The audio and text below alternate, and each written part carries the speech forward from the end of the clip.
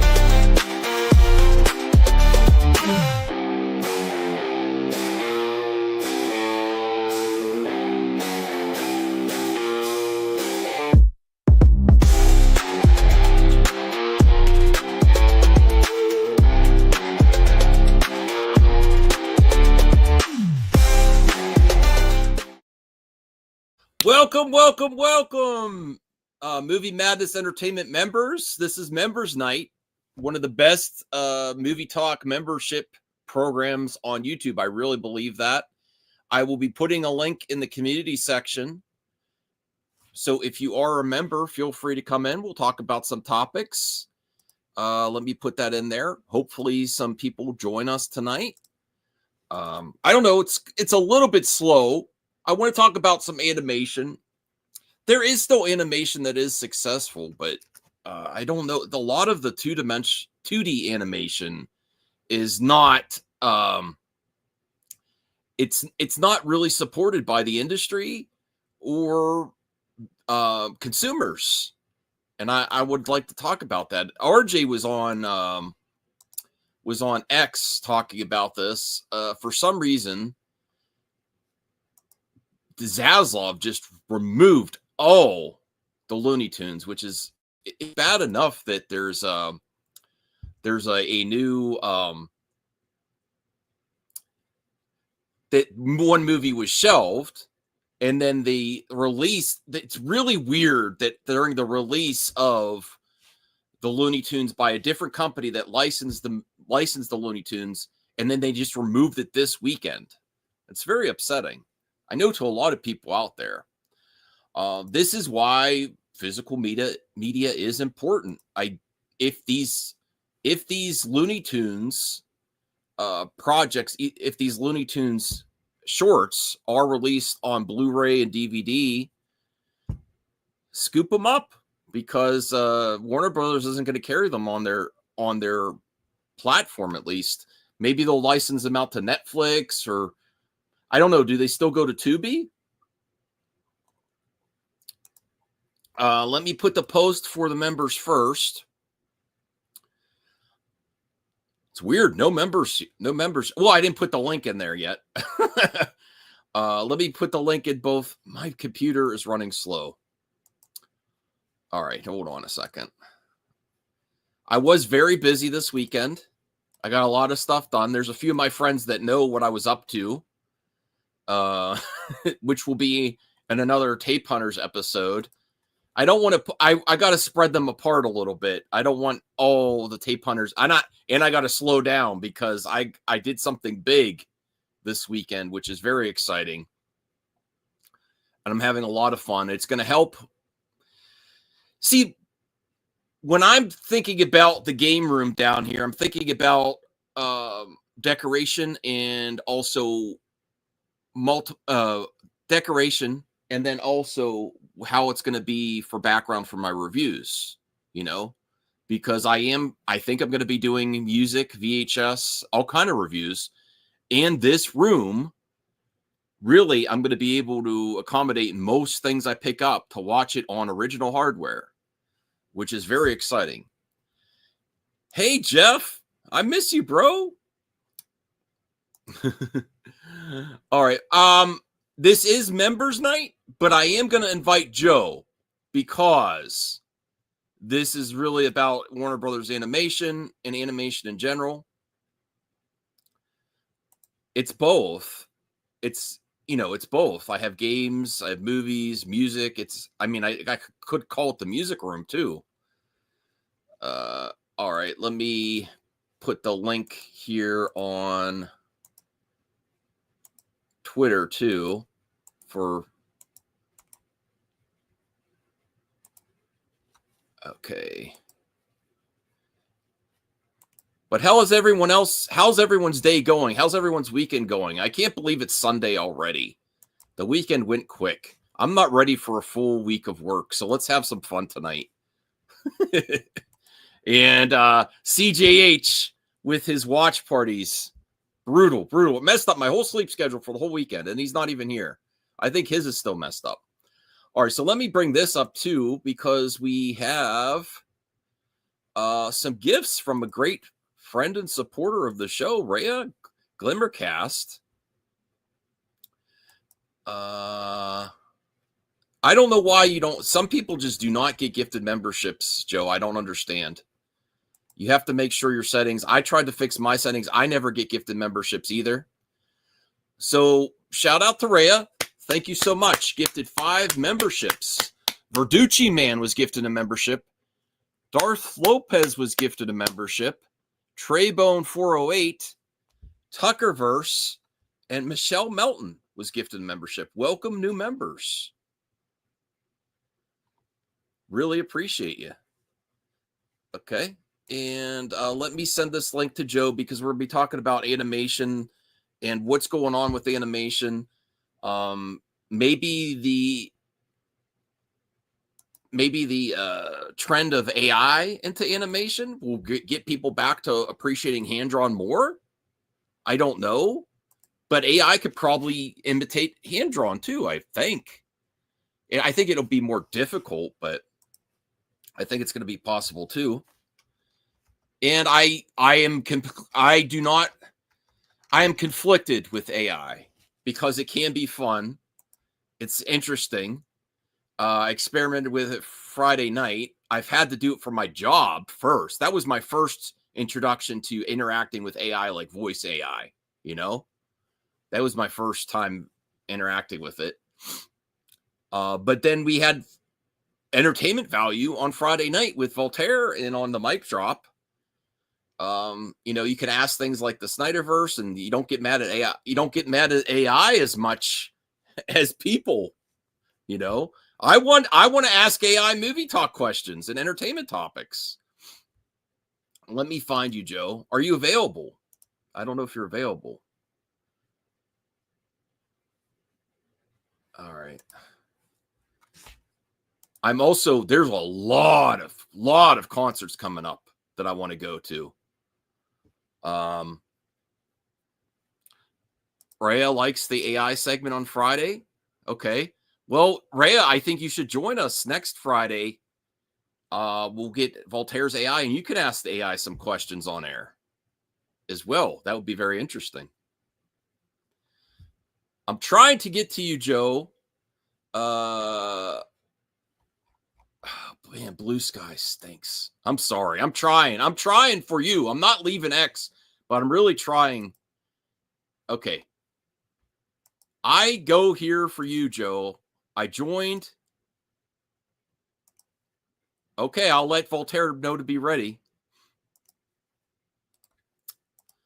Okay. All right, Joe, I sent it to you on Blue Sky. In the world of art, in the art world, AI is out of control. Well, even the Russo brothers, it's a consistent topic.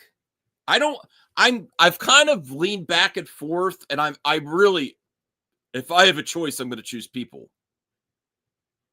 I'm going to choose people 100% of the time. If there's 2 products in front of me and one is made by a person, one is made by AI. But does that mean I'm absolutely going to not watch the AI? I'm not sure. And there are benefits to it. I got to admit, I've used it for eBay selling. I've used it for clip outs. I've used it lots of ways, and it saves my wrist. Joe is here. Hey, Joe, how's it going? Hey. I thought we would talk about no members tonight, just you. But you're a friend. But I broke the rules for members night just for this, because I know you're very passionate about the animation from Looney Tunes. So we'll talk about that. There was RJ on X saying, as much as people say they want this, not a lot of people supported the day the Earth blew up this weekend. You did. Well, we all know RJ's full of shit. Most people, the whole reason I did a video on it, most people don't know the movie exists. And I've heard that time and again. I've heard that time and again. I've told people all about this movie, and people keep saying, I didn't even know this was a movie. I don't think that's all of it, though. I think that's certainly part of it, Joe.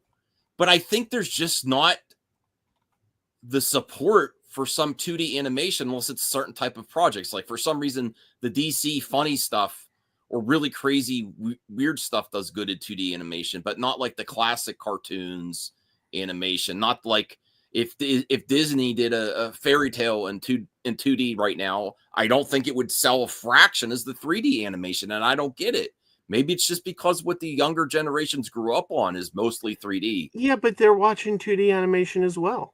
I know, but do you know how like popular like SpongeBob is? That's 2D animation, and yeah, that's like what I mean. Not all television, but most television animation is 2D animation.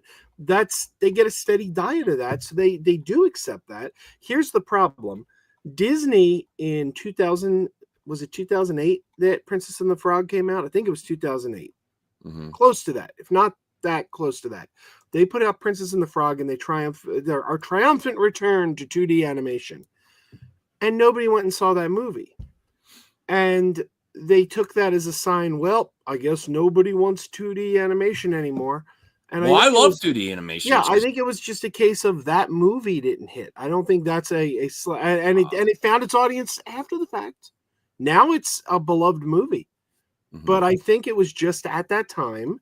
And we see this happen time and time again. We see movies that they become bigger when they go, like Moana was a hit in the box office. It was no massive, huge film. It became huge when it came home. And then Moana 2 made $1 billion.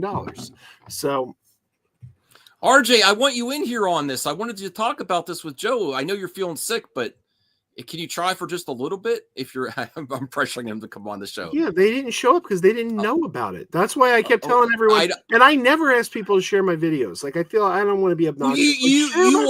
You also say you don't like some 2D animation. I don't like anime. I love animation. I hate anime because anime looks like ass. Nah, it does. It's a different style. Animation. It's hand drawn. It's not a good style though. So everyone's eyes are too big and their lips. That's the style. Match. It's a bad style.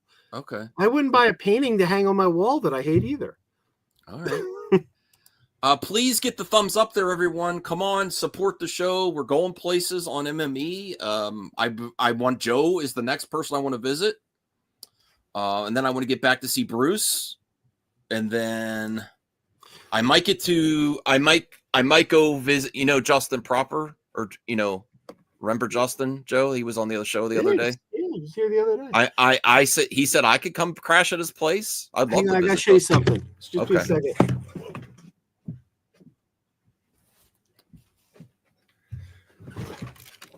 Okay, so Sesame Place.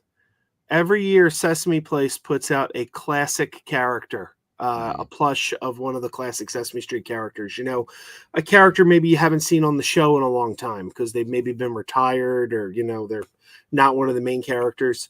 So I just today went down to Sesame Place and bought this year's classic character. Are you ready to see who it is? Yes.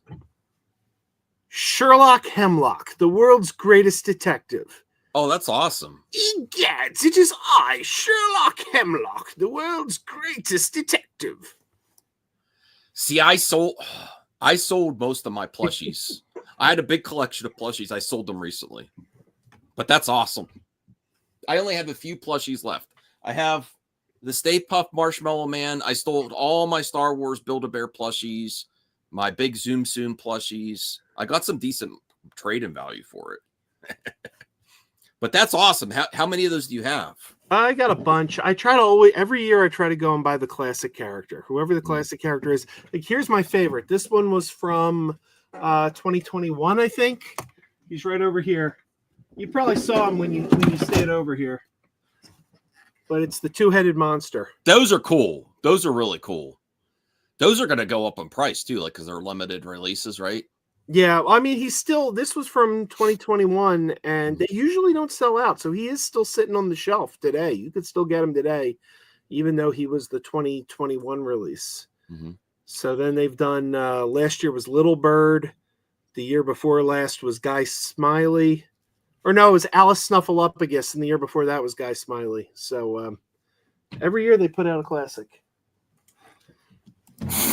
Lisa said that's a gorgeous two-headed monster. Lisa has a T-shirt of the two-headed monster that I designed myself. Where's Cookie Monster? Where's RJ? Max, did you watch the old Flash Gordon cartoon or Defenders of the Earth? Not the animated, no. I actually was. Is there any article or anything that you could source, Joe, about some recent 2D animated projects that people might not know about? We could go over. That would be really cool if we could find some to share with the audience. I've been looking at stuff in Canada too. There's it's on my, I put it on my eBay cart. It's really expensive. It's out of print. It's on VHS and DVD only, and it's a Canadian only release. And it's got some classic musicians in it, and I want to kind of get it.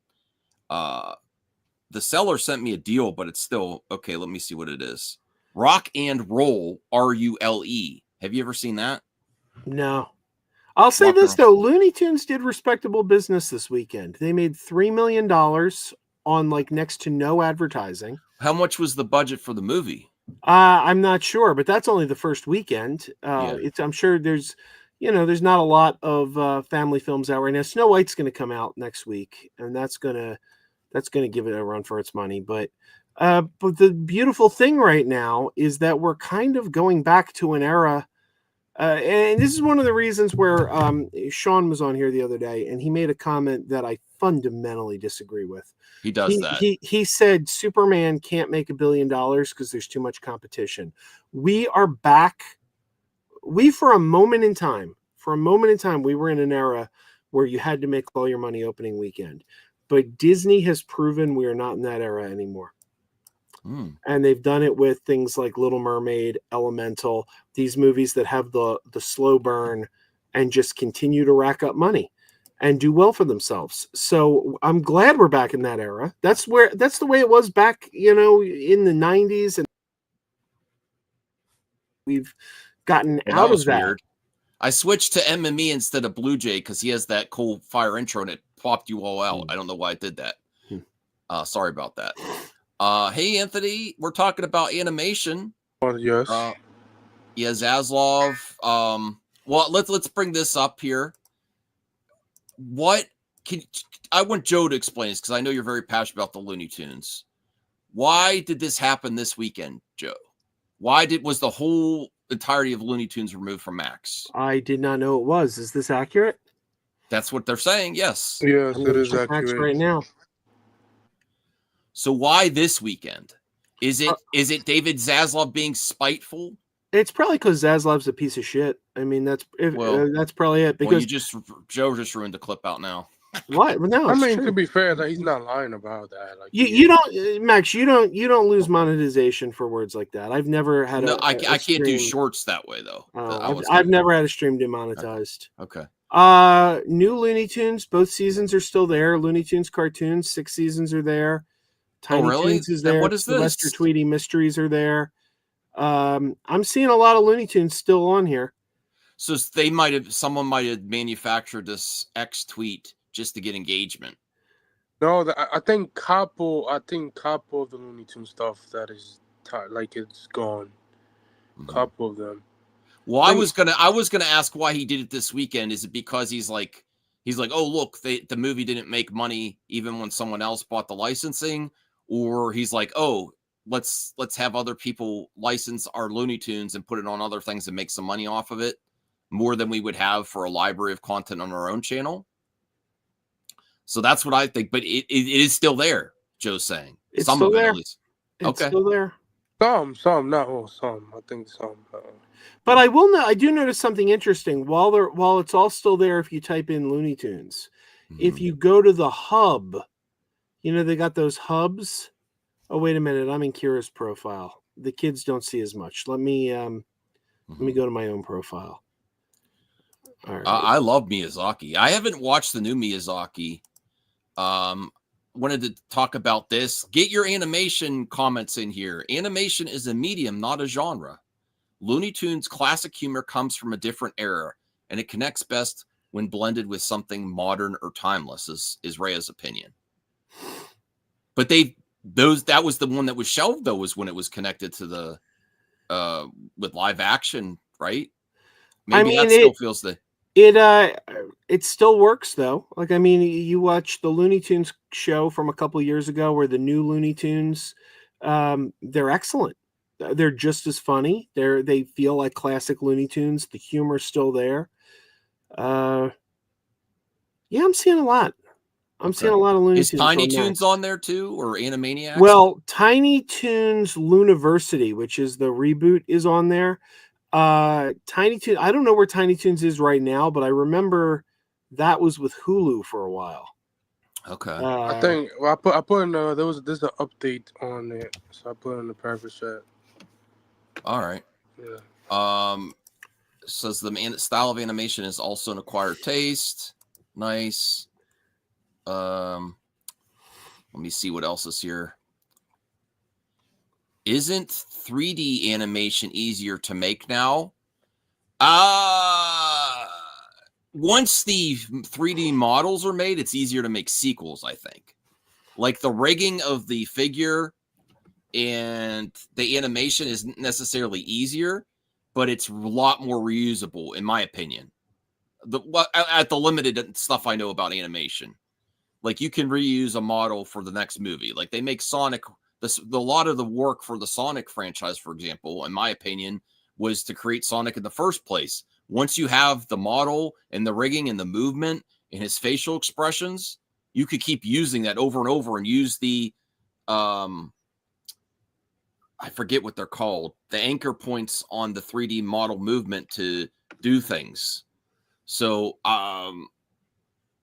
whereas 2D animation, you can reuse some animation for the next project, like, but I think it's more tedious overall to keep doing it consistently. And my guess would be in the world of AI that we're in now, is AI is going to have an easier time generating 3D animation than 2D, but I'm sure it's possible for both. But there's that like glossiness about AI that's more, yeah. Max, I just read online that Day the Earth Blew Up, number 5 at the box office, $3 million debut. This is being called Ketchup Entertainment's first ever distributed film to achieve that kind of success. Mm-hmm. So while this may look like a failure to a major release, to a small timer like Ketchup, who's never cracked to the top 10 before, this is a hit for them. Okay. Well, I mean, I'm update on the private chat. Oh, let me see. All right. Thanks for joining us tonight, Anthony. Appreciate it. We're starting to lose some of these classic types of projects, though. Puppetry, 2D animation, stop motion animation is still there, but extremely limited. You get stop motion animation depending on who the hell is the filmmaker. I don't think we're losing puppetry. I mean, not as many projects as there not used as many to be. projects do. Not a lot of directors use them. Some do when there's a brand new project for sure that we will know about. Maybe this is from a different time zone that this is going to hit over the next 24 hours. I don't know. That would be my only other guess as to why you're not seeing it. I hope not. And that doesn't even make sense. Removed as part of a plan to prioritize adult and family programming. That's what the Variety articles say. It's like how does removing Looney Tunes prioritize family programming? You're taking family programming off to prioritize it. That makes sense. No, I don't understand this WB dumb stupid. No, it's probably because of adults and family. Kids still watch these types of shows, Sesame Street and sometimes Looney Tunes, but more Sesame Street. So like, I don't understand why they remove them. It's just weird. It's a weird thing. That's a weird thing they do. I mean, if Zaslav is going to take Looney Tunes off, this just goes back to what I said in my video about Day the Earth Blew Up. This man is a complete and total fool. Could you imagine putting a CEO in charge of Disney who doesn't value Mickey Mouse? Mm-hmm. This is one of their. I mean, the Warner Brothers movies used to open with Bugs Bunny leaning on the shield, eating his carrot. This is a symbol of their studio. This is one of their gold standard products. They're one of their golden IPs. You know what I would do if I was in charge? This is what I would do. I would make exclusive Looney Tunes shorts for all my theatrical Warner Bros. Movies, like Superman. Do you know that why you can only see at the theater? Do you know why they don't do that? Why? Because people complain about them. Why? Because it takes too long to get to the movie. But there's trailers. I remember several years ago, AMC Theater for the 50th anniversary of Looney Tunes committed that they were going to show a classic Looney Tunes cartoon in front of every single movie. They stopped doing it after a few months. I asked the manager why they stopped doing it, and they said too many complaints. It was taking too long to get to the movie. Then it happened with Olaf.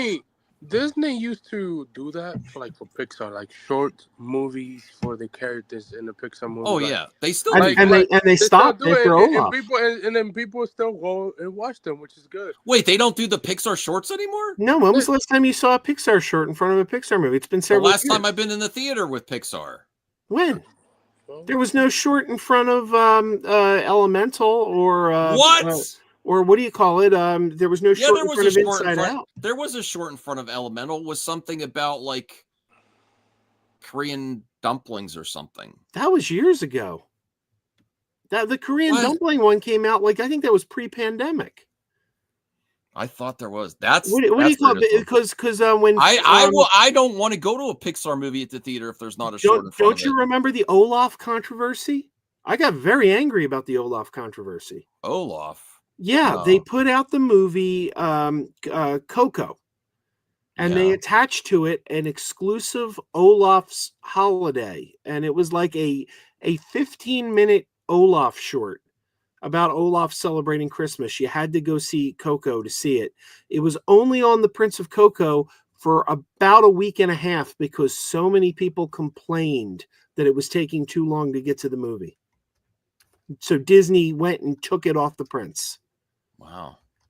And I've noticed since then, the shorts have kind of disappeared. That's very disappointing. Let me see here. I think maybe once in a while. Once upon a time, the short that Disney did for ABC, that should have been in theaters. That probably would have made more money than the 100 University movie they put out last year. Like, it should have just stuff. I think people want to see. I think if Disney do a 2D animation movie, people will see it in theaters. I think so. Like, if they ever do a 2D animation, now people will see it because they like Disney 2D animations. So yeah. All right, I'm finding a few articles here. Let me bring this up. This next article, and let us know in the chat if you love anime. I was hoping Ryan Hartwell would appear because I know he loves animation. He actually sent me a VHS tape from an indie animated. Okay, so here's 10 underrated animated movies from the last 5 years. I'm sure most of these are going to be 3D though. Okay, let's look. I found an article about the Olaf controversy. I'm putting in the private chat. Okay, Wish Dragon, that was on Netflix. It was okay. Let me see here. The First Slam Dunk. This is an anime. Oh yeah, it's on Netflix. It's decent. You know, it's really good. Luck from Apple TV Plus. Yeah, Luck was excellent. So the First Slam Dunk, that looks like an anime. SEAL Team. Oh, look at that! Looks like fun. Look, there's SEALs. It's SEAL Team, and they're actual SEALs. Yeah. I would watch the hell out of that. I never heard of this one at all. I don't know where you find this one. Okay. Rise of the Teenage Mutant Ninja Turtles movie. Yeah, my kids love this That one. was amazing. That was a. Oh no! Oh, I thought that was the one that Seth MacFarlane. Never mind. No, this is the No. one. Rise of the Teenage Mutant Ninja Turtles was the last series before Mutant Mayhem. Oh yeah, And No, this was I the haven't watched movie finale to the I series. didn't know. Oh, I didn't know about they the made movie. a China movie. Okay, that makes My sense. kids, yeah, my kids absolutely loved this movie. I think it was a Netflix exclusive, if I'm not mistaken. I saw Flo Cow. Flo won an Academy Award, I think, and I found out that the director of Flo actually made it on a free animation program. The whole movie. Isn't that wild? Flo about this cat that's just walking around. It's actually really good. It's on Max. It won best me and my best animation this yeah, year. me and my wife watched the whole thing on Max. I saw it in the theater. Fantastic movie. Yeah, it is fantastic. Isn't that amazing? It was made on free animation software. Yeah, no won the Oscars. Sometimes, hey, if you're successful in life, go make your own movie. Sometimes. Yeah. So Rise of the Teenage Mutant Ninja Turtles. I love 2D animated turtles. I remember not liking the design of these characters at first when they first revealed it, and I didn't watch. This is the only animated Teenage Mutant Ninja Turtles that I really didn't watch any of. So I want to go back and watch it, and I didn't know there was a movie finale. Is it okay to watch the movie without watching the series, or is you going to miss a lot if I just go straight into the movie, Joe? What is going on? We all frozen? Audio? No, I wasn't. Oh, you were over here. Okay. Is this a good movie to see just like blind, or should you watch the series? I think you should watch the series. It's kind of the finale to the series. I mean, I didn't really. I'm not the one to ask. I didn't watch the series or the movie. I saw Mutant Mayhem. I didn't really watch this show, but my kids love every version of the Ninja Turtles. Even Mutant or no, what's it called? The live action one. The TV show with Venus de Milo, and they think it's terrible, but they love it anyway. It's like so bad it's good to them. The Next Mutation, that's what it was called. Oh, okay. The Next Mutation. My favorite Teenage Mutant Ninja Turtles is the 2003 series. Do you know about that one, Anthony? Yeah, that was a masterpiece. They'll never beat the Henson movie. Which, by the way, was back in theaters today. No, I love the Henson movies, Joe, but I actually think Mutant Mayhem is the best Teenage Mutant Ninja Turtles movie ever because they're actually like teenagers. Yeah. There's a real camaraderie of brotherhood. It's no Henson movie. Okay. All right, so Ron's gone away. Lisa will back me up. Lisa, you in the chat, the Henson movie, right? The Willoughbys. Never heard of this one. Suzumi. That looks like something I would never watch in a million years. It's anime. It's Crunchy. Yep, it's from exactly. Crunchyroll. Exactly. Mad God. Oh, is that Commandant Gill? Is that Commandant Gill I'm looking at? I don't know. Mad God's an experimental stop motion horror film passion project. Interesting. Intergalactic. Interesting. And Apollo 10.5, A Space Age Childhood. Okay. I honestly, there's a few on there that I might check out. Mad God is Phil Tippett on Shudder. Okay, cool. Do you know what Phil Tippett's live action directorial debut was? These nuts? None but. Anthony. Sorry. Do you know, Max? No. Starship Troopers 2: Hero of the Federation. Oh, I think I saw one of those. Yeah, I don't know which one I saw. All right, here's another article, and then you have one that you wanted to bring up after that. All right. See, Lisa, back me up. I am correct. Magical turtle creatures. Hey, Degrassi, do you have any suggestions for animated stuff recently that people should check out? I know you have a lot of knowledge about projects. So, oh, he's already doing something here. Let's see. The Cat in the Hat, March 2026. Bad Fairies and Margie Claus, 2027. Oh, the Places You'll Go in Dynamic Duo and Toto and Meet the Flintstones with no release date yet. Okay, there's some upcoming projects there. All right, 16 underrated animated gems. Scavenger's Reign. Okay. Let's see We'll what see this. if that DC Oh, that I think my dynamic duo. I think I watched some of money. Nimona. It was pretty cool. It was first a Disney project that was from Blue Sky, Mhm. and then Disney's like told the animators you could sell it to another project, and then they saw there's some they made it. They said to give it to another company. And yeah. Oh, so Degrassi, those are all Warner Brothers animated projects that he's giving there. Yeah. Okay. I only see maybe one making money at the I have to watch the latest Studio Ghibli movie because it went to theaters and everything, and I didn't check it out. And It's my on wife, Max. How the hell you haven't watched it? it's on Max.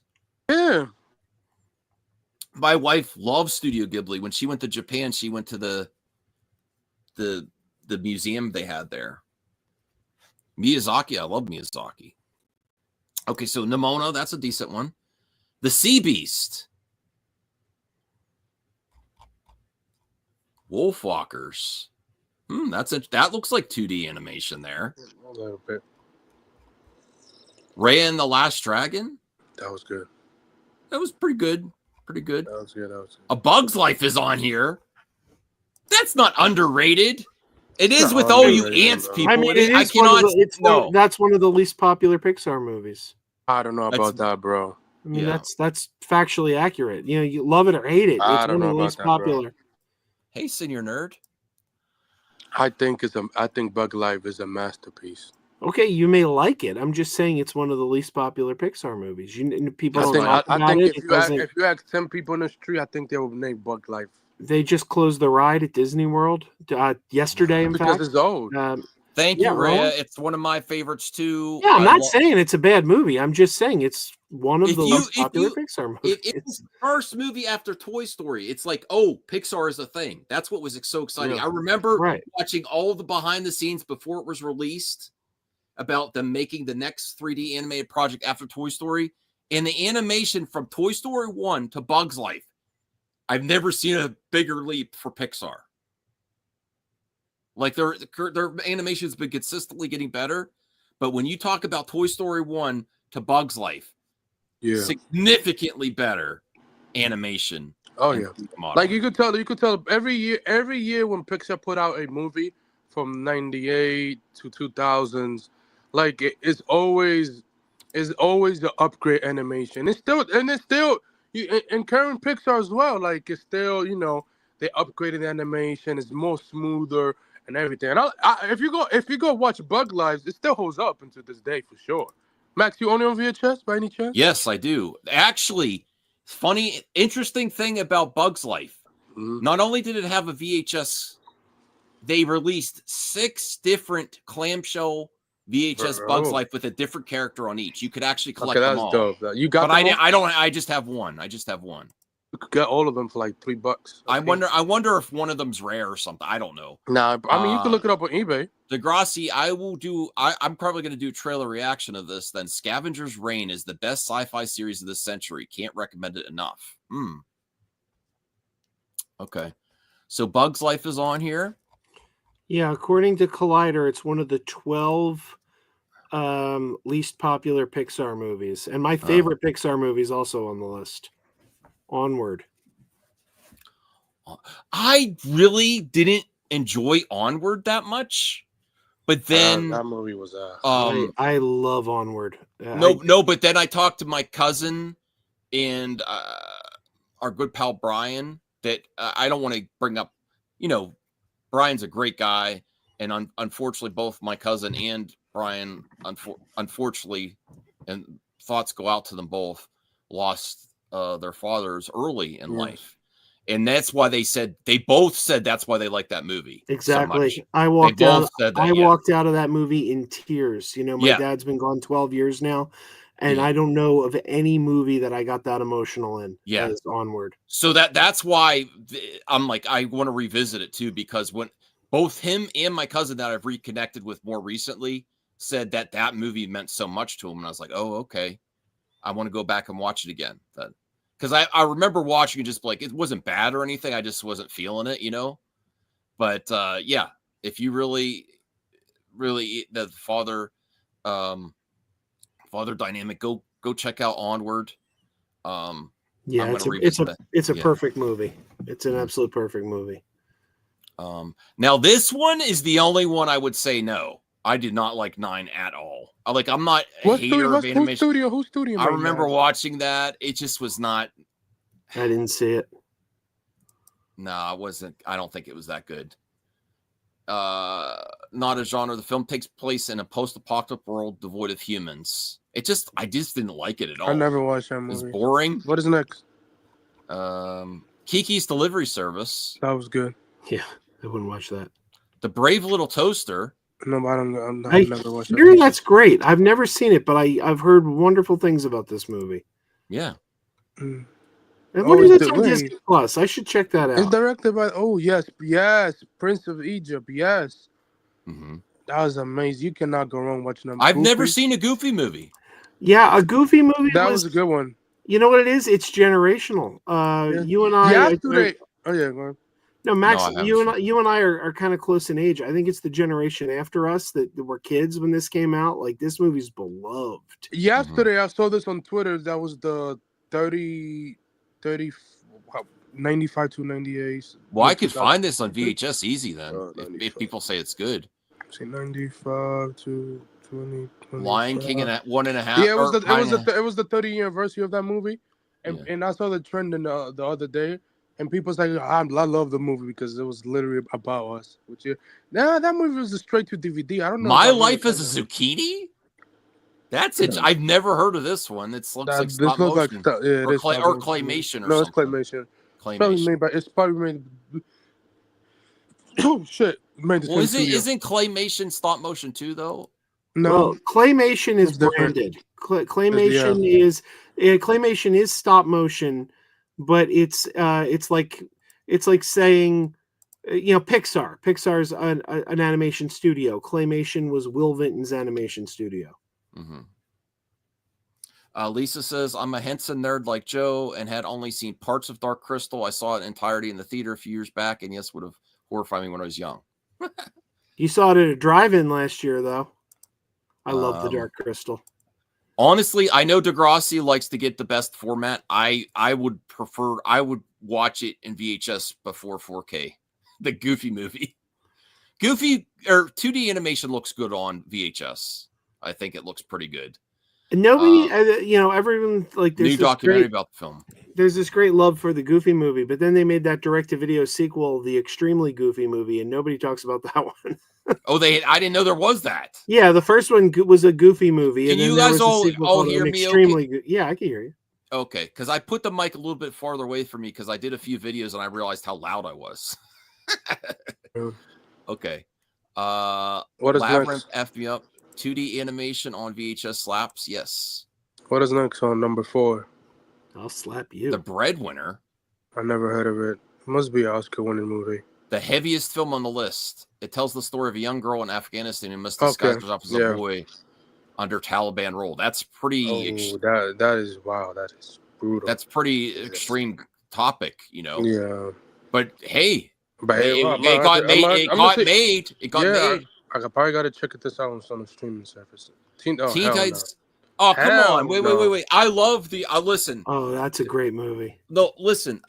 I love the original Teen Titans, but I'm not and I don't really like this type of style of newer animation that's just but the younger generations love this style of animation. If you're talking, I hate this movie. I hate this movie with a passion because oh my god, I love this movie. They literally teased us that we were gonna get a season 5, 5 or 6. I can't remember of the old show, of the brand new old show.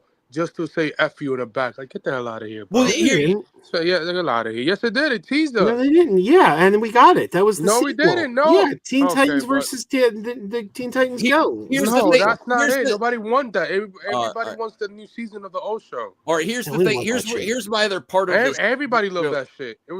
People talk about that more than this piece of shit show. All right. Well, here's my thoughts on Joe. Joe said the Looney Tunes isn't doing good as well at the box office that could if it was promoted. I actually think United States younger generations like this. They support this type of animation over the style in Looney Tunes and some classic animation styles. Max, They like the frenetic, and I feel like, in my opinion, that there's a more support of the frenetic energy of some of these like out there type of animation, 2D animation that's supported, but some of the classic style of animation, like Looney Tunes, it's like more fluid and maybe Max, even have more you frames. seen Teen Titans Go to the Movies? No, I haven't. Oh, you got to see it. We saw this 3 times in the movie theater. This movie is so incredibly funny, and it is like such a love letter to DC Comics. Like, there's a scene early on where they're trying to distract Standard Superman. They're trying to distract Superman, so like Cyborg calls him on the phone, and he's like, "Hey, Superman, it's your girlfriend Lois Lane. You got to come and save me from Gene Hackman's real estate plot." It's really funny. And there's a scene where they're going back in time. They want to be like the most popular superheroes. So they go back in time and try to undo every superhero's origin so that when they come back to the future, they'll be the only superheroes. And you see like 4 turtles walking towards some ooze, and they just pick them up and turn them around, and they go the other way. And like Bruce Wayne's parents are going to go down the alley. They're like, "You don't want to go down that. That's Crime Alley." The movie's hilarious. The Stan Lee. Oh, the Stan Lee cameo was great. In Teen Titans Go? Yes. Okay. But that's DC. I know. That's the point. Well, That's well, why it's so fun. he was gonna. Oh, okay. He was And gonna. he- do- He He goes, was gonna "Hi, I'm Stan Lee," and then he's like, "Wait a minute, this is a DC movie? Oh, never mind." And he starts leaving. Then he comes back and goes, "I don't care if it's a DC movie. I love doing cameos." Yeah. Degrassi, this is very interesting to me. He says manga has seen a massive drop in readership. Anime soon to follow for viewers. I don't believe the anime for viewers part. I would be more skeptical of that. Is the manga decrease in? Is it in Japan too, or is it just in other regions like the United States where people are reading less altogether? I'm part of the problem, are just reading less. That's what I would want to know, more context of where is Japan reading less manga too? I would be shocked, primarily in Japan. That's shocking to me. I thought they really supported. I mean, that's where manga came from. Okay. Everyone is switching, but they're still reading it on digital, you mean? Or just, okay. I also say this: the geniuses behind Teen Titans Go to the Movies, Michael Jelnick and Aaron Horvath, they went on to direct the Super Mario movie. I don't really like the Super Mario movie very much, but it's the same guys that did. This is the better film, but it's the same. Well, I want to see that. I honestly, I still have the original series. I would way more prefer less slapstick wackiness, and I think these even have less frames of animation. They're just like pow, pow, pow. Like if you want a perfect DC triple feature that'll just make you laugh and laugh and laugh, Lego Batman, Teen Titans Go to the Movies, and Super Pets all back to back. It's not a better way to spend your time. All right. Paranorman. Never watched that. It's a good movie. In fact, I have an art print around here somewhere Dave Perillo did of Paranorman. Oh, cancel. When you bought the what do you call it? When you bought the DVD, it came with a small mini print that my buddy Dave did. Mm-hmm. It was on the wall here. I guess American comics do really good in Japan these days. Sean's saying, I don't know.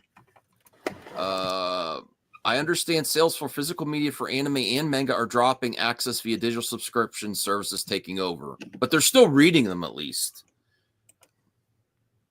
And yeah, that's it. Okay.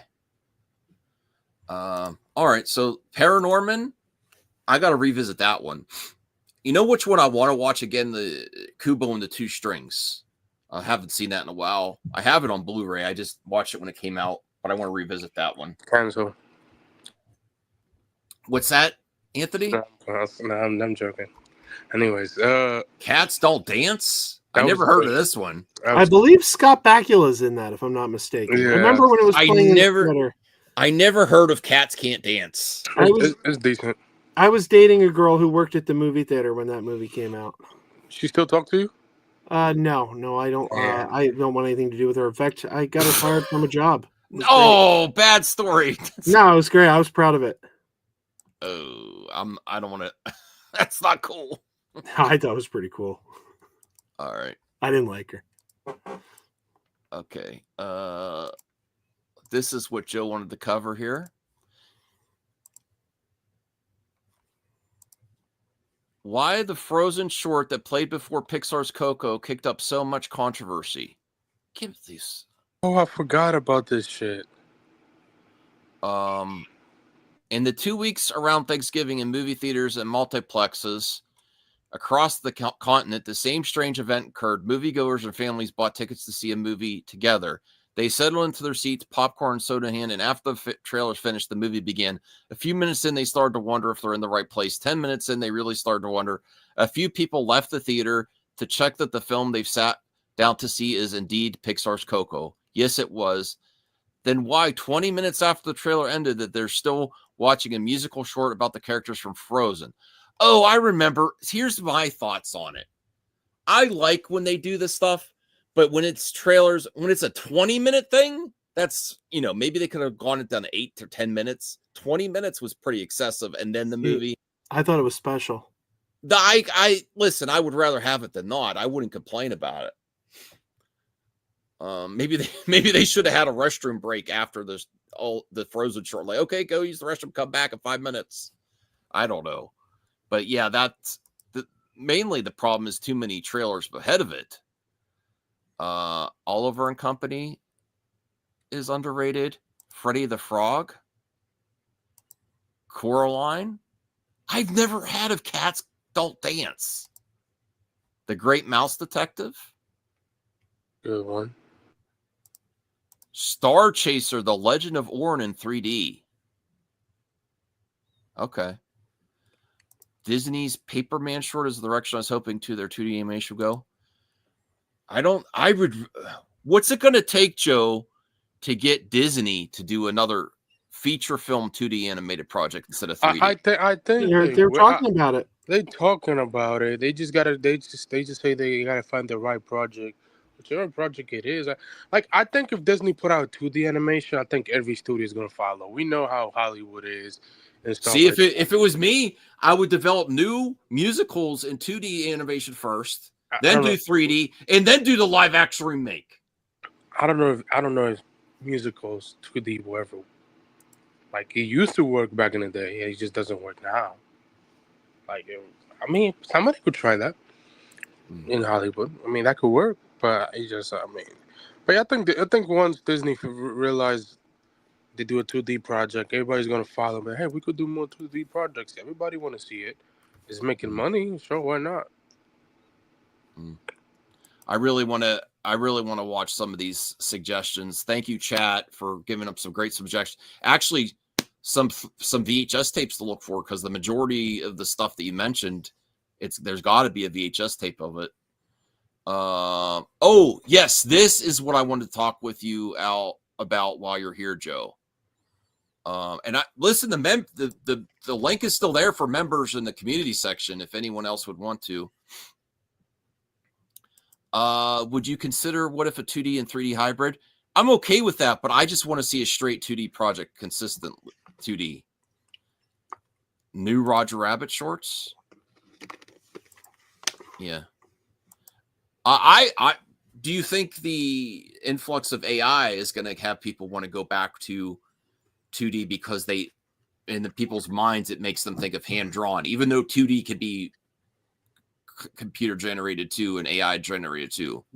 Do you think there's some of that's going to bring back people's love of 2D because it feels more hand drawn, more created by humans than 3D, and they're both created by humans right now? I don't think anybody stopped loving 2D. I think the studios made the mistake of thinking they did, but I don't think they did. Okay. The fact that it still thrives on television, Well, you did a video on this, Joe, and this is really, I did not expect this. Like, one of my least favorite physical media to collect is DVD. Hey, Pinocchio and the Emperor of the Night, Degrassi says that's Filmation. I love Filmation. Filmation's one of the classic animation studios. And actually, Joe, you could clip this out for your channel too. I'll send you the link because I know you covered this before. So, to preface this, I've had less problems with VHS than DVDs, used DVDs, especially because I'm a used collector now for financial reasons. Actually, my whole game room is mostly used, hand-me-down stuff that I got for a fraction of the price, including something I just picked up. Here's a preview. It has a remote. Used, and I like buying it off people and hearing the stories of how they got it. But the reason I don't like DVDs that much is, first of all, the quality really varies on DVD, and how there's so many DVDs out there of how they were put on the DVD, different factories, different quality, and then over the course of time, a lot of times I'll be playing a DVD frequently, and not even the problem that you suggested with Warner Brothers and Disc Rot, Joe. I've just had problems where it just skips scenes or something. Like you'll be trying to watch a scene and it'll skip a scene, or there's digital artifacting that comes through. I like Blu-ray and 4K, but a lot of DVD I've had that issue with.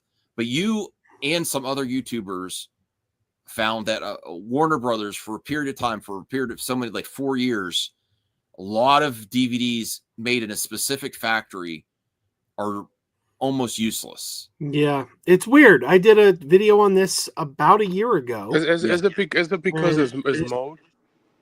No, not it's mold. it's laser rot. It's rotting. But what do you call it? Yeah, I did a video on this about a year ago, and it gained some traction. It was one of my most watched videos last year. And then suddenly in the past week, this story exploded again. And it's all over the place. And it's the same story. There's no new developments. It's the same discs, the same Warner Brothers. What's surprising that new development is that it's also Blu-ray. I thought Blu-ray was a better format, that it wasn't going to have these issues. Oh, I haven't heard anything about Blu-rays. Yes, that's what the title is. Over 600 Blu-ray titles no longer work. Question mark, exclamation point. Well, I don't know anything about that. No, that's why I'm surprised. I thought Blu-rays, Blu-rays have like this protective film over it that I thought would help from scratching and disc rot and laser rot. But now they're now saying that the Blu-rays, maybe during that same period of time, are also having this issue, which is shocking to me. The only thing I've really had with Blu-rays is sometimes you get a Blu-ray player that doesn't have a firmware update and won't play the disc that way, which that's annoying. Like, I wish all Blu-rays would just work without doing firmware updates on players that aren't easy. Not all these players are easily attached to the internet. But let's read this. That is very concerning and shocking, Joe, isn't it? That Blu-rays also have this issue? Yeah. I mean, I was actually going to start telling people that maybe we should go back to Blu-ray instead of 4K, because 4K is a very problematic format. Why? Because 4K, if you don't have just the right 4K player, your discs freeze up at the layer change.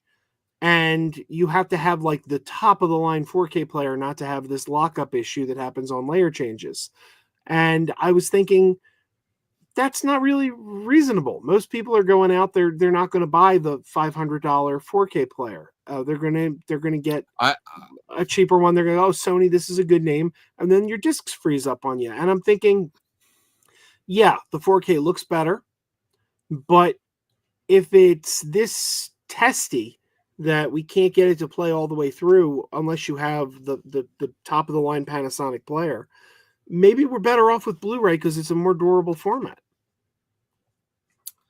But it might not be. Let me read this article here. And that's very upsetting because people they upgraded to Blu-ray thinking that's going to solve their problems if they had some issues with DVD, but apparently not. Let me read this.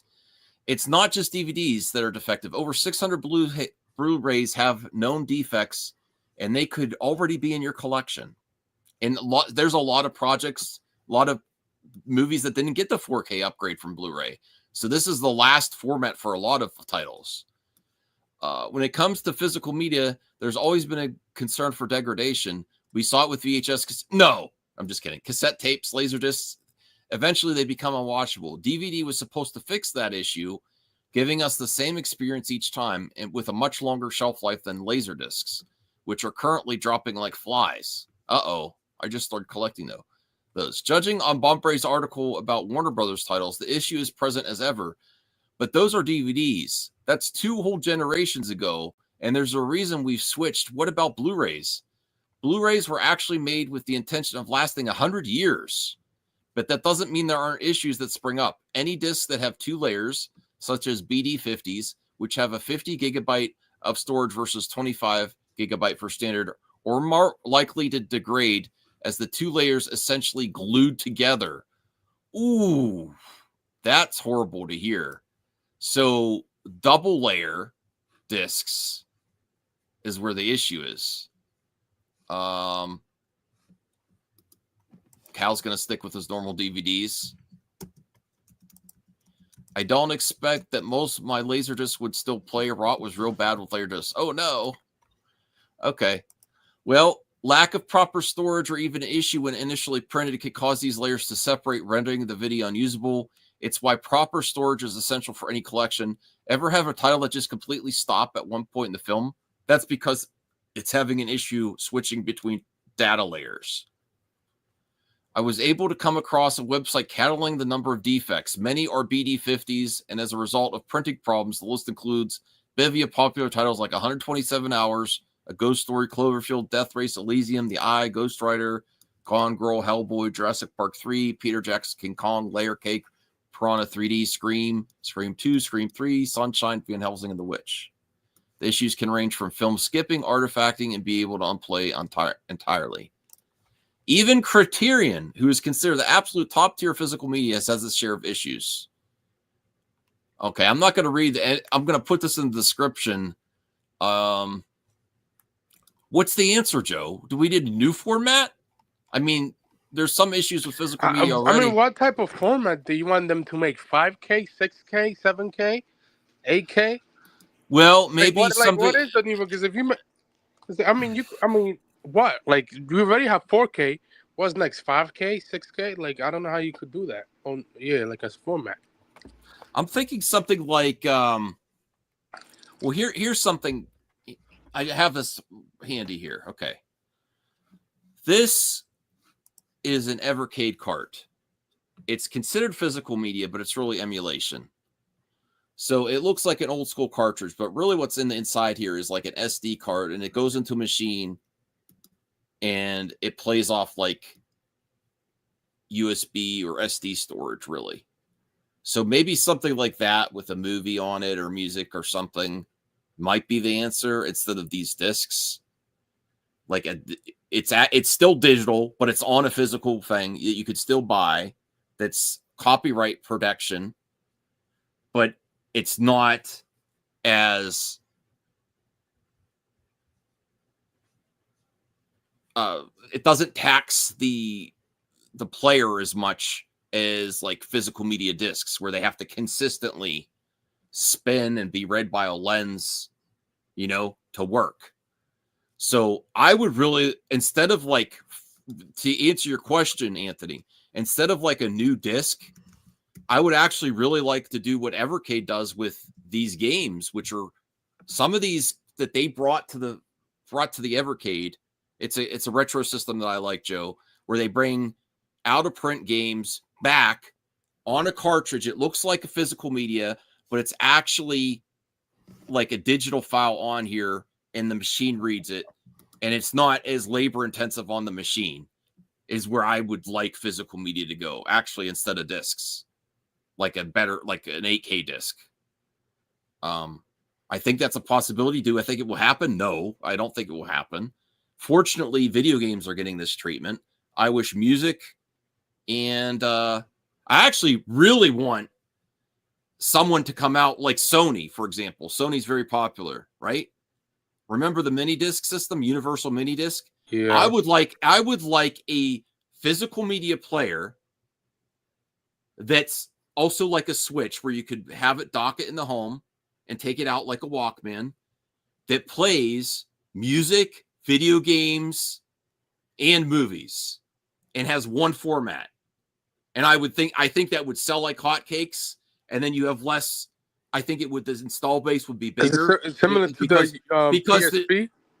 Yeah, but also to play music. PSP didn't really play music. Didn't have No, many. that's true. For example, the 'Cause PSP used to have the movie. the PSP had movies and games, right? Yeah. But that disc system, the PSP UMD disc, was very similar to the Walkman, Sony Walkman mini. Yes, yeah. So what if you had like Sony come to market with a new system that had a console, like it had a home physical media and a mobile, it's like a switch. You take it with you, had one format for movies, music, and games. I think that would be amazing. I wish it would happen. I don't think they're going to do it, though, because physical media is still having its issues. There's some people that like to collect it. Well, people still buy DVDs. Like, I think DVDs but the highest second one. Cal says that's a PC or phone. Okay, let me finish this out, Cal. Okay, so yes, you could get video games, you could get movies, and you could get music all on your phone, but it's not physical, right? There's no physical format to go into your phone. It's digital. It's streaming. Most of the time you can download games to your phone, and it takes up memory. But something like this, that's, wouldn't it be great if they came out with a format that had the same format for games, movies, and music? I don't know. What do you think of that, Joe? You kind of lost me when you started talking about games. Thanks. All right, let me see. I think I'm just going to, what can you do? Right? Like, what can you do? I've got most of the movies on streaming on Vudu. But by the way, people are always like, "Oh, these streaming services, the movies, they can come and go. You don't know what's going to be on Netflix." Yeah, but they sell streaming movies. You can buy them. I use Fandango at home. You can use Apple. You can use Prime. And then people go, "Oh, but they could take that away from you." Yeah, they could. They're not going to. Because that's bad business. They're just going to piss people off. They do that. I've been collecting digital movies for over a decade, since like 2012, I think. I haven't lost a single one. Not one. I think that's a pretty good backup. But I do like the physical media because the physical media looks better. The picture's better. The 4K discs look better. So yeah, but you know what? Most of them come with a code, and I get not the anymore. disc. I don't think, do they? No, most of them do. Okay. Yeah, the only ones that don't are like boutique labels. If you get something from like Scream Factory or Shout Factory or Criterion, that's not going to have a code. Well, when did Members Stream become the Joe Show? Oh, every topic we've covered tonight is something Joe's interested in. Did you notice that, Anthony? Well, you brought this topic. I know. What is news? It is news. News, though. Yeah. So, no, they all come with a code. So it's like if I go out and what's the last movie I got? I don't even remember. But there's a code in there. Red One. The studio sent me Red One. There was a code in there. That disc stops working. I got the code. So I don't think it's the end of the world. Well, and if movies, you know what? Everything's available. What did the studio send you this week? What did they send me this week? I didn't get anything new this week. I did My Girl a couple days ago. I got My Girl. Oh, with Nicole Kidman. I never want to watch that movie again. It's too sad. Macaulay Culkin. I didn't think it was really that sad, but it is a movie that's very steeped in. Like, the movie's obsessed with death. I mean, he's a mortician. They live in a morgue. Mother's dead. Okay, that's if I see somebody live in a morgue, I'm never being friends with you. Well, I mean, a lot of morticians work out of their house. That's fairly common. I mean, yeah, that is true. I guess. All right. Let me see what we'll start covering the mailbag. We'll look on X. I mean, to be fair, like there will never be a 8K viewing physical media, but I think the closest we probably get maybe is 5K. Or 6K the most, maybe? I personally think 4K is the last physical media. I don't think... You don't think you will ever get 5 or 6K? I don't think so. I mean, because 4K is very niche. We already have 6K TVs, so like... Yeah, I just don't. I don't see it happening. I mean, because most people don't have a 4K player. Like it That's didn't break through like it did DVD and Blu-ray did. yeah. I mean, I guess. I mean, yeah, true. Studios like if studios do make a lot of money if they remaster old movies from the '90s and stuff like that. So yeah, I can see what you're saying for sure. Oh, there's two things from the Russo brothers I wanted to bring up. Sure. Let me bring this up here. Hold on. Let me find Well, this. not well. I mean, not which Russo because the Anthony.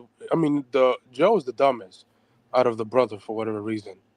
Like I have no clue why he's like he's really the dumbest out of Anthony for whatever reason. He's not dumb. He just has a different opinion than you. Wait a minute. I feel like we're being bullied here. Am I on a stream where they're saying Joe and Anthony are dumb? No. Well, I mean, well, We don't have to take this, Max. We don't have to take this, Max. No. That is. I'm looking for the article on X. Let me find it here. I retweeted too many things. Like the AI. Oh, here it is. If you're talking about the AI thing, Yeah, let's cover that first. like I do, yeah, that. And Daniel RPK says it's always this Russo brother that's giving the bad takes. Yeah. Like you never see like Anthony is very like calm. He doesn't say anything. Like he just like, I'm not even gonna say anything. But yeah, good luck. Go say your stupid shit, brother. I'm not even gonna say anything. Hey, let me ask you a question about the Russo brothers. Is anyone no, we cannot in a million years we cannot undervalue what they've given us in the past with Winter Soldier and Civil War and Endgame. But and to be fair, I haven't seen them. Their last couple movies, The Gray Man, Electric State, have not gone over well. Are we starting to get concerned that they're losing their touch, coming back to do 2 more Avengers movies? I say they're like Zack Snyder. I like when they work on IP stuff instead of their own ideas or own projects. Yeah, I think they do better. Now it's very possible that they've lost their touch and they come back and this next Avengers movie is bad, but they're also working with someone that they've worked with before with Robert Downey junior Robert Downey Jr. makes things better. Yeah, like I think clearly they don't know how to do, like from every movies I see them, like they don't know how to break down characters, like from the movies how they do and stuff compared to the Marvel work. Like they know each how to break down each Marvel character, which character is gonna say this line, that line, which character is gonna say the iconic stuff, which character is gonna do the iconic battle, the fight scenes and stuff like that. And their movies, like the best lines, like they don't know how to do any of that. So I think if you work with something familiar, it'd be easier for them. Like, and that's go the same with Zach as well. Like, I think if for whatever reason let's say he did a DC That's movie, true. Me Tunes is a new thing, right? Yeah. Boomerang Me Tunes, yeah. But Robert Downey Jr. was the one that wanted the Russos back, because he said he couldn't do them without them. So, which I mean, I understand Robert Downey Jr. because they're the one that give like outside of damn, I forgot his name. John Favreau. Outside of him, they the one that did a lot of work for the Iron Man character and stuff like that. So I want to cover what Joe Russo says here because AI keeps coming. AI is going to be consistently, especially this next year. It's just always going to be in the conversation. I hear they've been using AI for farming. I don't know. Oh, seriously, no. Old McDonald's been using it. AIO. Yeah. Oh my God! Can you say cringe doesn't exist, Joe? It doesn't. It doesn't. You just you hate funny. You hate funny. You're not a fan of humor. AIO. Okay. All right. Joe Russo predicts AI will be used more significantly in the film industry moving forward. And this is why you say he's an idiot, Anthony. He's probably right. No. I'm saying people. I know Hollywood is definitely going. Yeah. But the 2 movies that won this Oscars this year use AI. Amelia Perez and The Brutalist. The Brutalist for oh really? Yes, for the language stuff that the actor couldn't say, and I forgot the Amelia one, but yeah. Like other than that, yeah, I'm not surprised. Like AI is going to be used, but this is Degrassi saying this is why he he's talking Yeah. about this so much. They have their own AI company. Yeah, like, but like I think, Well, yes, AI is going to be more used in the future, but I mean, but but that's not when and not a where? crazy statement. Yeah, like like I understand that, but like when and where? Okay. Well, let me see who what will use there's it, a lot of finger pointing in hyperbole because people are afraid, they don't understand, but ultimately you'll see AI used more significantly. I definitely think Marvel projects are going to use AI, and the way you're going to be able to tell is Oh hell no, the no, graphic no, no, the no, graphic art the graphic artist at the end of this no. I think is not going to take as long. no. Once after the Secret Invasion backlash for the AI intro, I don't think you will. Yeah, the Russo brothers from what was that show? I love that comedy. What is it called? Michael Community. Cera's in it. No, Michael Cera's in it. Community. Arrested Development. Right. Oh, Restaurant Development. Yeah. I think they also did Community, if I'm not wrong. Oh, okay. Yeah, I think what the Russos, no, bro, they already used it once, and the backlash, just they never using that shit again. Okay. Yeah, Isaac, the biggest movie fan. They Thank use you, it. Isaac. Well, let's They go. use Wait. Anthony's paying customer. Oh no, Isaac, the biggest movie fan, $4.99. Who did? Oh, Okay, the one thing I hate about Warner Brothers is that people who work there aren't standing up to David Zaslav on what he's doing or even firing him. Yeah, James Gunn just kisses his butt. No, I'm just kidding. I'm joking. I'm joking. I mean, he did for No, what do you? the John Cena movie that he did with Coyote versus Emiak. What? Yeah, like he did his ass. James Gunn did say something about that. Like he didn't say, he didn't want to say anything. Cena was in it. I didn't know that. James is one of the writers and executive on that movie, so yeah, I mean, of course, like. Well, I mean, Isaac, I agree with you. I wish more people would speak out, but I don't know what they could do, honestly. Zaslav's going to do what he's going to do. The only thing he could really do is start new projects. So James Gunn, for example, has started new animated projects, you know.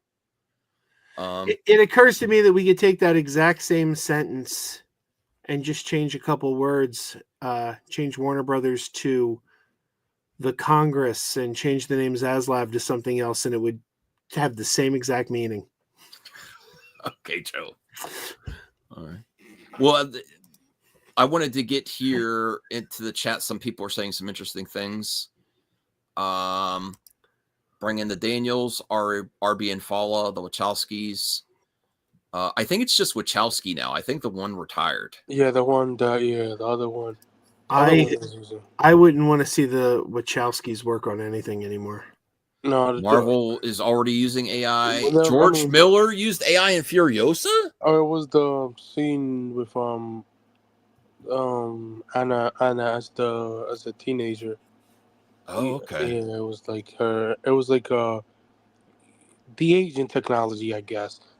Well, I don't know if you call something. Yeah. Ooh, Anthony says I'm not a big fan of Snyder, but the Russo brothers are closer to you, Bull, than Zack Snyder. Jesus Christ! Oh my God. James Gunn used Guardians 3. I didn't realize we put Uwe Boll in that high esteem. Jesus Christ! But I agree, he is better than Snyder. All previs is now essentially AI.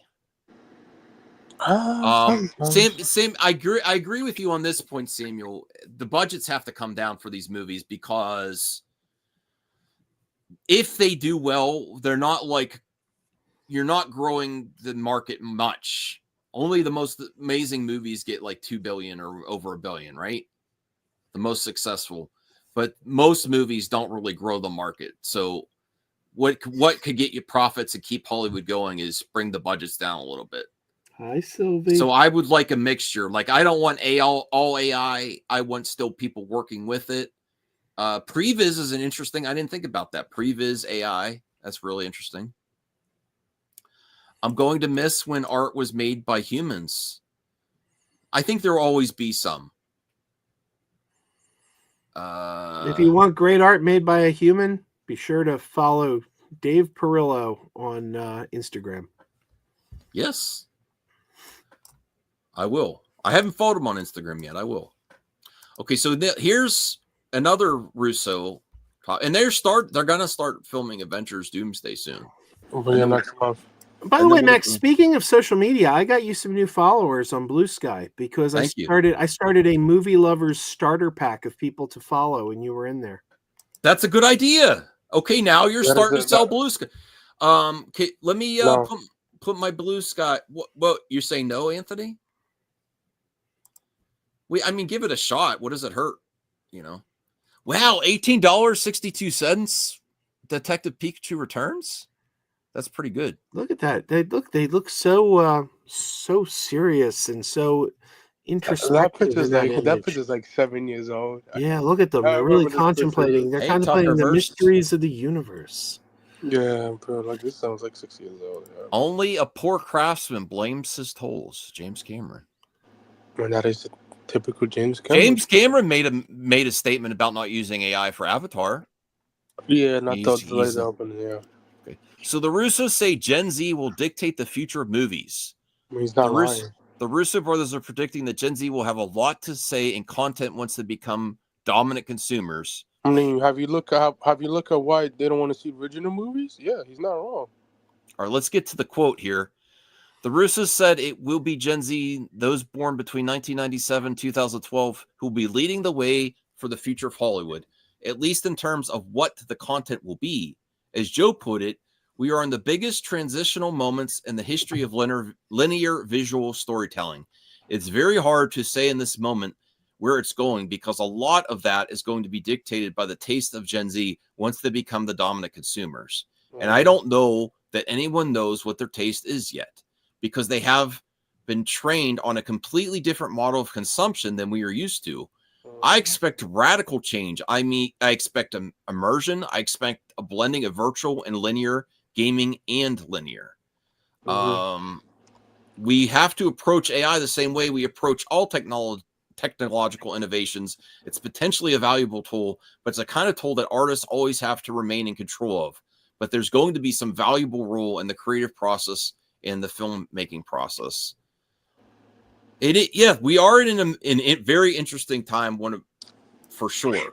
Yeah, like, I mean, it's not wrong. Like, have you seen they like this generation really don't want to see original movies. Like, they all wanted, bro. Last year, bro, all movies was all sequels. The highest grossing movies was all sequels, all 10 of them. So like, it's a weird situation that we are, bro. It's a weird situation. Okay, Henry Ford. If I asked people what they wanted, they would have said faster horses, and we wouldn't have got cars. Okay, it was a horse.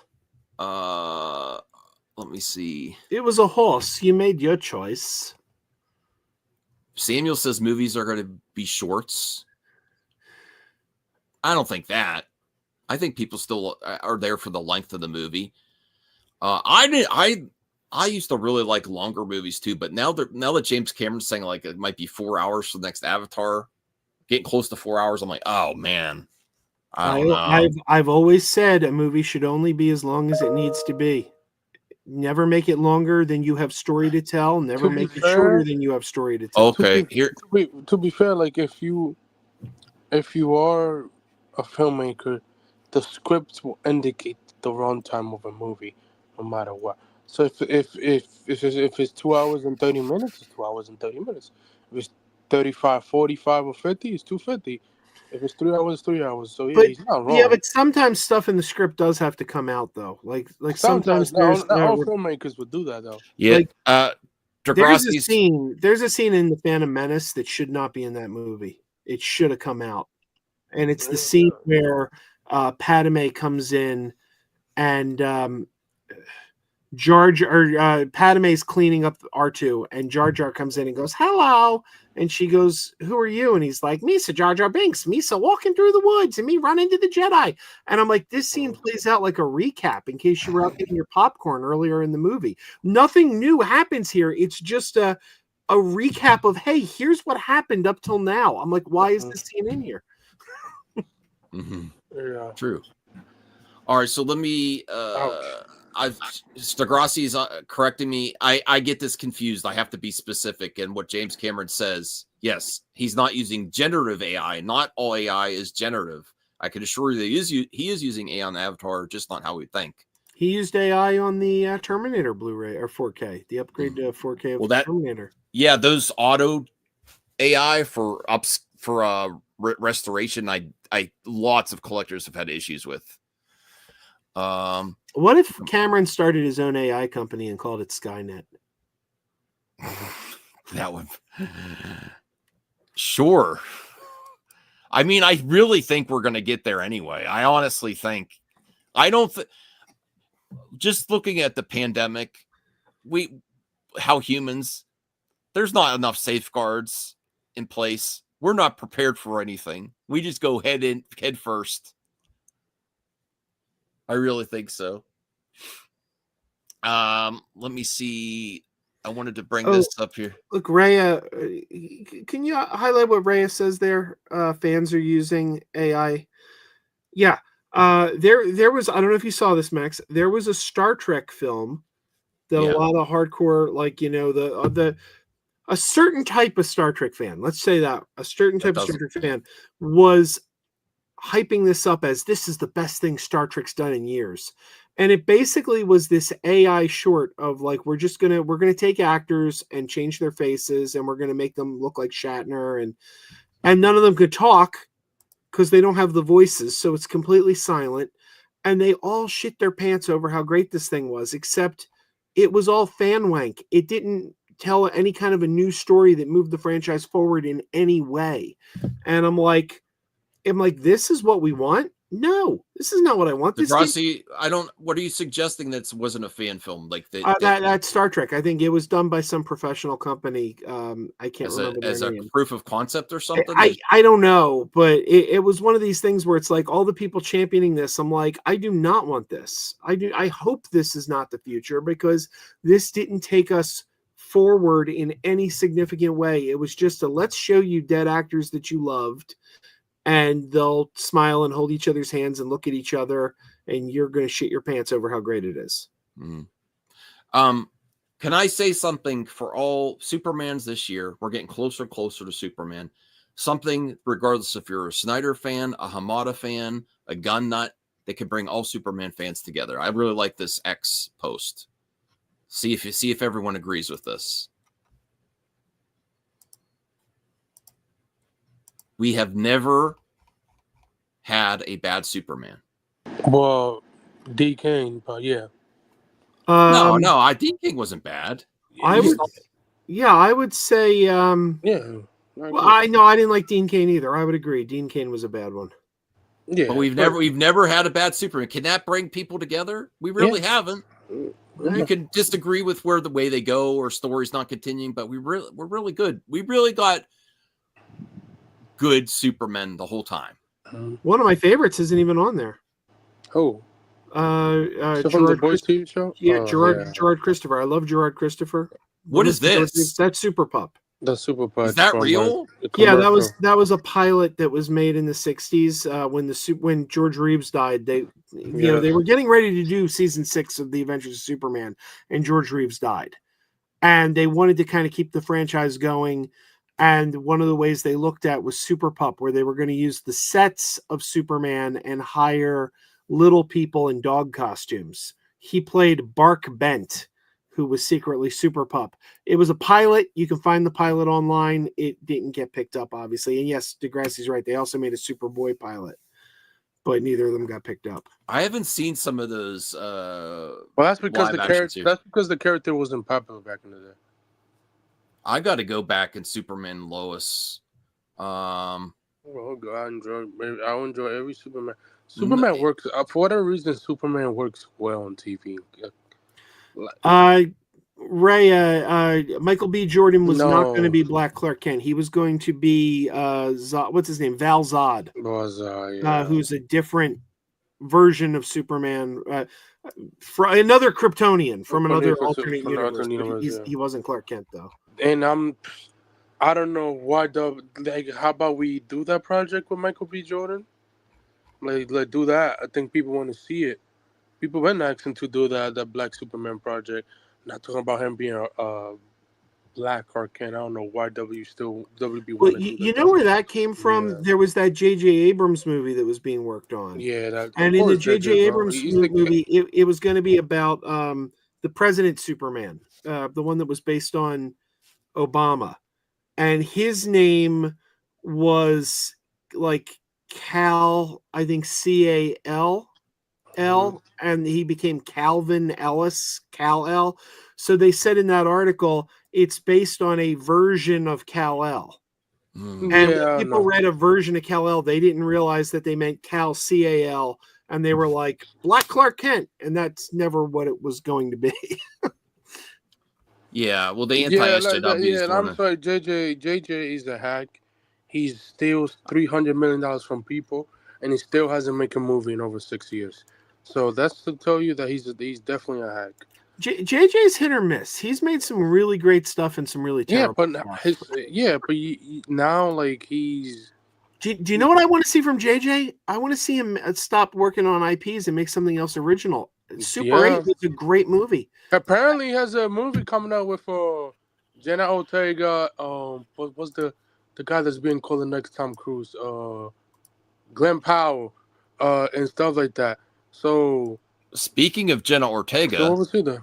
I was Yes, about to bring this up. So Jenna Ortega says Wednesday season 2 is filled with more horror references and unique that's good. visuals. That's There's a good. whole episode based off of slashers. Love And that. we make a lot of horror references. I think there Love was that. Jenna Ortega said that she wanted the less romance. I didn't see Yeah, season 1. yeah. It was a lot of There was. yeah. They like yeah. And I think the actor got It's canceled. because Didn't he get canceled too? This is where Netflix really yeah. screws up, It's though. because the people who did Smallville work on it, which I understand what they were trying to do, but it was still a great season. But like, okay, like, can we scale this back in season 2? And she's like, and then she went to Netflix, like, okay, we will give you producer credit and credit on stuff that you could say yeah and stuff. So yeah, so yes. Okay. Who here's watched? I haven't seen Wednesday yet. I watched it. It Yeah, was it's really good. good. But this is where Netflix always fails. It's 2025, and we're just getting season 2. That season 1 came out in 2022. Yeah, You know what? they slow as shit. I watched season 1. I liked season 1. Mhm. I don't remember a damn thing that happened in season 1 because too much time passed. Yeah, I'm an old man. I can't it's keep the, this it's stuff the in my same thing about Stranger Thing. You watch Stranger Thing, right, Joe? Yeah. Yeah, Oh it's the yeah. same No, I'm shit. gonna have to rewatch. I'm gonna have hate to rewatch all the seasons before the new one drops. Yeah, for whatever reason, they always do this. Like, but with Cobra Kai, it's easy to produce and it's So fast as hell. you want more Burton iconography, no romance? Really, you too, Rhea? Like, what's wrong with all the no romance? Bro, Okay, it's like I don't know. no. Okay, Jenna doesn't. Jenna, that was what I think that was one of her coming back for another season. I think she's a producer now on it, right? Yes. I'm really excited to see Death of a Unicorn with her in it. I mean, that movie. Oh looks yeah, great. yeah. That opens in 2 weeks. No, I have to get my AMC A list back for that because I'm taking my wife to see that right away. By the way, you know which what movie? Death of a Unicorn? Oh, would you know? Mhm. Yeah. I heard good things. You know what movie we went to see at the theater Mhm. about a week ago? You know the Colonial Theater in Phoenixville where they shot the Blob, Max? I think you you drove past it or something when you were around. The Colonial Theater last week, and we took the kids. My wife and I went. They showed Rankin and Bass's 1982 classic, The Last Unicorn. Oh, That's my there's a 3D wife's animated film. My wife's favorite movie. I actually have her first DVD copy in the other room I found while I was cleaning out the basement. You know what? That movie holds up, man. That's a good movie. That's a really good. I might have enjoyed it more than I did when I was younger. I never saw it till I started dating my wife. That's one of her childhood favorites. All right, let me try to find. I wanted to cover this because this is more good news. If I could find it. I guess I can't find it. I was going to talk about. I'll just Google it real quick, or I'll just look up Snow White because Snow White. No, which one? The new live action. People were saying it. The Guardians of 19. Okay. Yeah, I was going to bring this up before we get to mailbag, and then we'll start closing it out. I do have something I want to show you before you close out the show. Something I got at a consignment shop the other day. You got it, Kentucky? Now, sure. Hold that for after this because I want to cover this. Now, is this just the usual social media influencers saying it's one of the best live action years, or is it actually legit? I'm not sure. It's as early. I'm kind of. Every movie does this. Every movie does. Well, not every movie, but most of them, right? Yeah. So, but there's a lot. There's like well, first off, Gal Gadot and Rachel Zegler have not been doing too much press, but they worked together at the premiere. It was very controlled. Yeah. But there's in unison. Is this similar to what happened to The Flash? Everyone's like, "Oh, it's amazing! It's amazing! It's amazing!" And it might not be. Well, The Flash was. Not to a lot of people, Joe. Not to a lot of people. Not the honest ones. No, people feel that some people, I know you disagree. Some people feel that it was like slick PR with James Gunn, Tom Cruise. Tom Cruise is actually probably Jarrell. No, I don't believe There's other reasons. I believe that. But do we feel this is authentic? Oh, I think it is. Objective from these people that have seen it already? Or is it the typical, you have access? You know how the media is. They love nothing more than shitting on Disney's live action remakes. So when they say it's good, you can pretty much say it to the bank. You're actually saying the people that have access to Disney projects before the general audiences, there's actually have a bias against the live action. Yeah, remakes. I mean, all we hear you're suggesting why would they be? But they did the same thing to Mufasa, and look at Mufasa. I mean, 700 and I think it's 730. And it's a box office success, and the critics didn't like the movie. Oh well, the general audience did. They enjoy it. I mean, 700 and something. So hey, Jalen, I don't remember when was the last time a Disney remake got a good reaction. So both Joe and Anthony that are on the panel, and thanks for holding this down with me tonight because it was I guess members are tonight. So I still appreciate all you members and watching on the replay. But I was like, I'm actually giving into the hype a little bit. I'm getting excited about this a little bit. I still don't like the magical creatures, the CG. Yeah, that should have been human beings. I'm not thrilled by Gal Gadot as the evil queen. Yeah, she's mid. But I wasn't sure if I was believing everyone at the same time in unison saying this is a surprising live action movie. It's one of the best Disney live action movies in years. I'm very excited for it. Okay. I'll tell you, because Rachel Zegler, I didn't, I know she's probably, her big claim to fame was West Side Story. To be fair, I didn't see West Side Story. I got to correct that. I got to see West Side Story. It's, supposedly great. It's Steven Spielberg. I mean, I got to check it out. Yeah, I want to see that too. But I didn't see that. So my introduction to her was Shazam! Fury of the Gods, and I'd never seen her before. And as soon as she showed up on screen, I'm like, this girl has it. She is just charismatic, likable. You can't not like her. She's just so likable. A lot of charisma. And I never heard her because I didn't see West Side Story. I didn't hear her sing until Songbirds and Snakes. And now the new song that she's doing in Snow White, tremendous singing voice. And the biggest bullshit that's going on with this movie, the biggest bullshit is the racists who are complaining because she's Latina. And let me tell you something. She is of Latina descent, but she is also half Polish. She is half Polish, so she is of white descent as well, and she is very light-skinned. She is not a dark-skinned woman. So I see people online calling her Snow Brown, and it's like, that's lame. It's like you're just being a-holes, because she's not even very dark-skinned. Let's get. But yeah, no, she's a tremendous actress, and my only complaint. That's why these people are so loud online, because if you say that in a real world in public, people shun you because that's gross. Yeah, you have to hide behind a screen name, because if you said that, you probably get back to your internet culture rewards that, not in the real world where people talk normally. Right. and are cordial and respectful. My only worry is that it's by Mark Webb.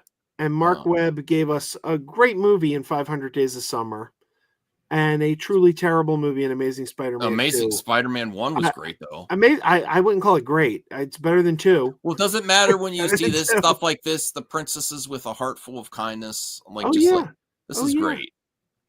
Absolutely. Mm-hmm. So there's a lot of good buzz going on. When does it come out? Joe, do you know when does it comes out on my birthday, Friday? This Friday. Yeah, it was gonna be my birthday movie. And then look at this as well. Rachel Zegler with Bunny for Disney Snow White press today. Oh, that's dope. Yeah, because the bunnies in the movies. Yeah, that's dope. That's dope. Have you owned a bunny before, Max? My wife used to have bunnies with her dad. They actually went to a fair every year, and then one time, my mother-in-law doesn't like pets too much. One time, my father-in-law and my wife went on their own without my mother-in-law, and they were looking at the bunnies at the fair, and they took one home, and they showed her mom, and she's like, "Oh, look, we brought a bunny home from the fair." So they had a bunch of bunnies when I first started dating her. Okay.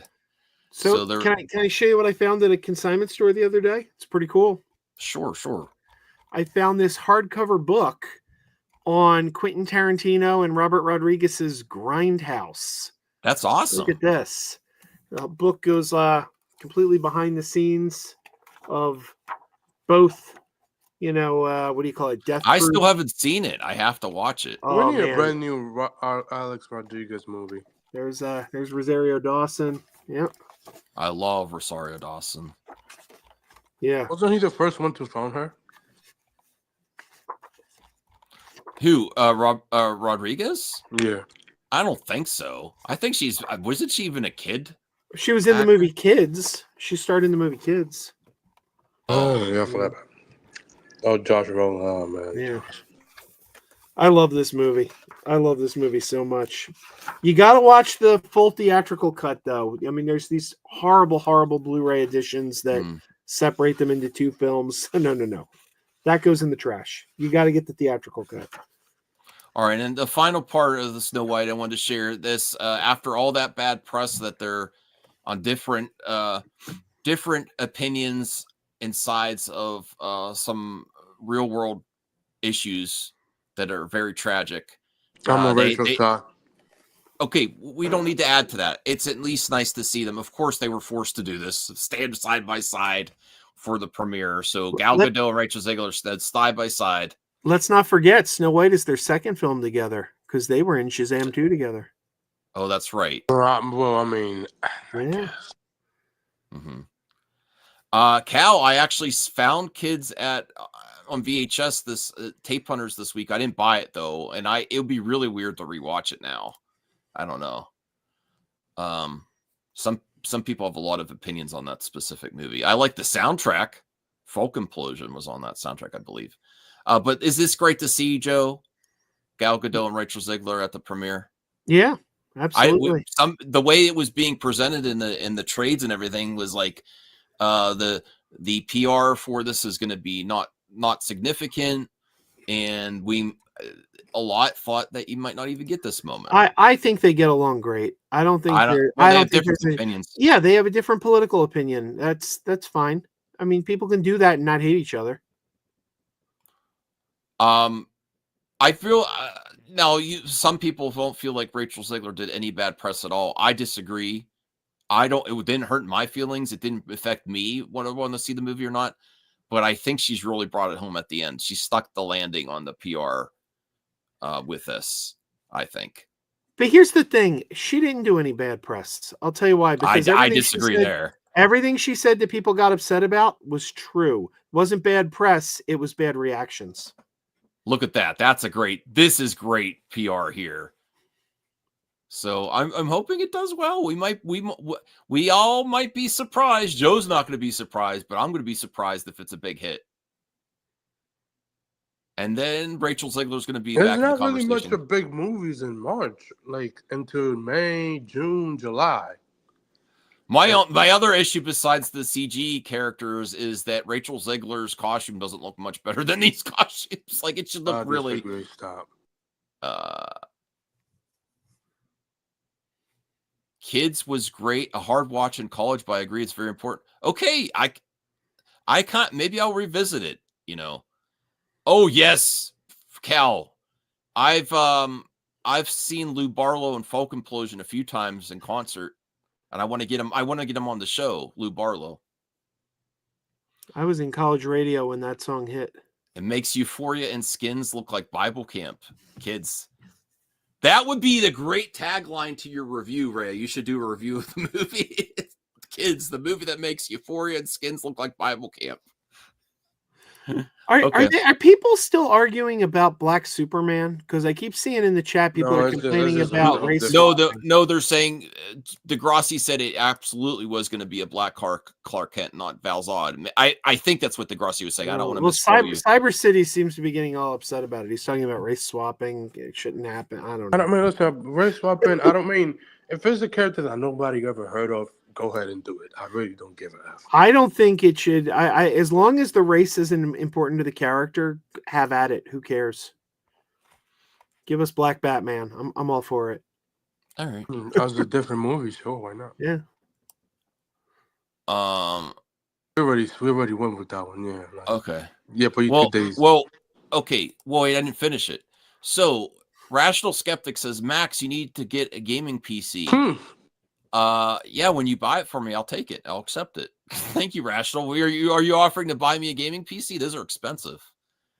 CGH Entertainment Plus. Damn, I schedule watch party and Max drops the mailbag. LOL. I'm still recovering from that watch party, CGH, and he's not even here. You see? He wasn't on Xbox last night. And now he's not here for member stream. He's probably sleeping. Thoughts on the official trailer for the live-action Lilo and Stitch film garnered 158 million views in the first 24 hours, making it Disney's second most viewed live-action trailer debut of all time, only behind The Lion King. I'm sorry, but I'm not counting The Lion King. Go check out, if you haven't already, go check out me and Rhea's trailer reaction, which we're getting a lot of good feedback. I gave it 11 out of 10. You'll have to watch the reaction to see what Rhea gave it, but she had some constructive criticism for it that I didn't think of. I have to revisit Lilo and Stitch. Joe, when's the last time you've seen it? It's been a while, but yeah, I'm going to agree with Anthony. The Lion King isn't live action, so that doesn't count. Yeah, like I don't. Yeah, that's an animated film. This will be the most watched. Yeah, I don't count. Disney could say that whatever. Well, the environments where some of them were live action, just not the animals. There was one live action sunrise in the movie. That's the only live action. Yeah, that's the only thing. Now Disney says we consider it live action, and it's like, well, that's like me saying eating a can of Spam. So do your daughters I consider this cake? Do your daughters like the animated Lilo and Stitch? Oh yeah. Okay. All right. So I think it's going to be a big hit.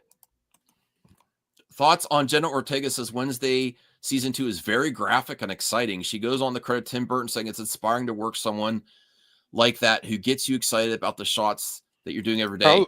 I love Beetlejuice. I think Tim Burton is it Tim Burton needs to be inspired by the talent? Like, remember he latched on to Johnny Depp and they mutually benefited from that. He used Johnny Depp a bunch.